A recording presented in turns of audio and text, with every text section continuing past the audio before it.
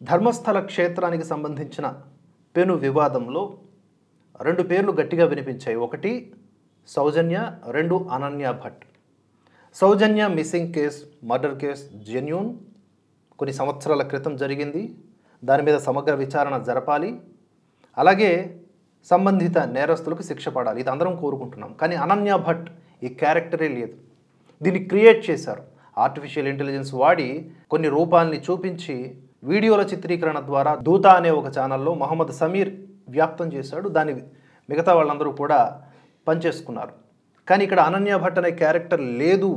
అలాగే అనన్య భట్ తల్లిగా ప్రమోట్ చేయబడినటువంటి మీడియాలో సుజాత భట్, ఆవిడ కూడా ఇప్పుడు ఓపెన్ ప్లాట్ఫామ్ మీదకి వచ్చి నేను చెప్పింది అబద్ధము అని ఒప్పేసుకున్నారు.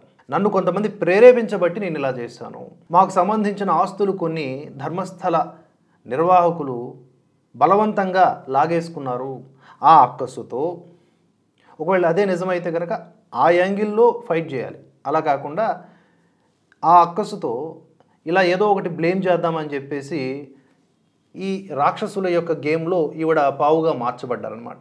మొత్తానికి ఇప్పుడు రియలైజ్ అయ్యి ఇంత పెద్ద రాద్ధాంతం జరుగుతుంది అని నేను అనుకోలేదు, ఏకంగా క్షేత్ర ప్రాశస్త్యమే దెబ్బతినే పరిస్థితి వస్తుందని ఊహించలేదు అని ఆవిడ వాపోతూ మీడియా ముందు ఒక యూట్యూబ్ ఛానల్లోనూ స్పష్టంగా చెప్పింది. ఆవిడ పేరు సుజాత భట్. సుజాత భట్ చెప్తున్నదేంటి, అనన్య భట్ నా కూతురు కాదు, అసలు అనన్య భట్టే లేదు అని ఆవిడ చెప్తూ ఉండడం ఇక్కడ సంచలనంగా మారింది. 2003లో స్నేహితులతో కలిసి ధర్మస్థలకు వెళ్ళిన తన కుమార్తె అనన్య భట్ కనిపించకుండా పోయింది. అప్పట్లో ఫిర్యాదు చేస్తే పోలీసులు పట్టించుకోలేదు, తనను బెదిరించారు అని చెప్పేసి అప్పట్లో ఆవేదన వ్యక్తం చేసింది. అంటే ఇటీవలే పోలీసులు కేసు నమోదు చేశారు రిగార్డింగ్ దట్.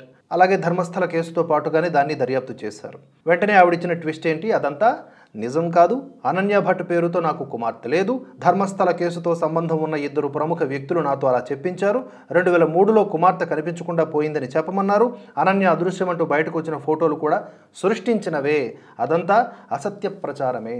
ఇప్పుడు ఏమంటారా ఎర్ర పుష్పాలారా, కూసేంట్రా కోతులు సనాతన ధర్మం మీద, దివ్య క్షేత్రాల మీద, వాటికి సంబంధించిన జెన్యూన్ ధర్మ అధికారుల మీద. ఇలా వీళ్ళంతా కూడా అసత్యముతోనే సనాతన ధర్మం మీద బురద జల్లాలని ప్రయత్నిస్తూ ఉంటారు. దీనికి కొంతమంది హిందువులు కూడా గొర్రెల్లాగా తల ఊపుతూ ఉంటారు. ఇప్పటికన్నా అర్థం చేసుకోండి, అనన్య భట్ అనేది ఒక క్రియేటెడ్ స్టోరీ. అలాగే వందలాది శవాలు పూజ చేశాను నేనే అని చెప్పినటువంటి ఆ పారిశుద్ధ్య కార్మికుడు కూడా అరెస్ట్ అయ్యాడు భీమా అనే క్యారెక్టర్. Original name Chinnaiah.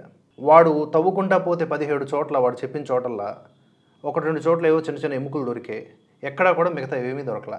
సరే, ఇది సంగతి. ధర్మస్థలలో ధర్మమే గెలిచింది.